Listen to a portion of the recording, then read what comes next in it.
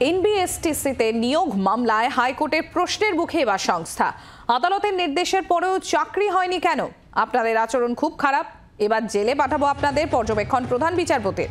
22 জনকে চাকরি দেওয়ার নির্দেশ দেওয়া হয় আদালতের তরফে। নির্দেশ না মানলে এমডিকে সশরীরে আসার নির্দেশ।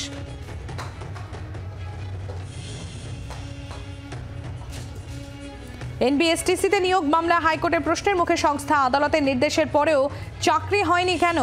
আপনাদের আচরণ খুব খারাপ, এবার জেলে পাঠাবো আপনাদের, পর্যবেক্ষণ প্রধান বিচারপতি। 22 জনকে চাকরি দেওয়ার নির্দেশ দেওয়া হয়, আর নির্দেশ না মানলে এমডিকে সশরীরে আসারও নির্দেশ।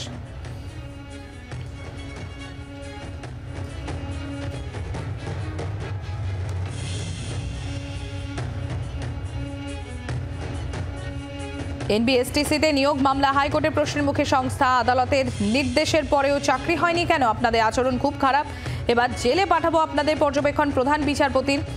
22 জনকে চাকরি দেওয়ার নির্দেশ, নির্দেশ না মানলে এমডিকে সশরীরে আসার নির্দেশ আদালতে।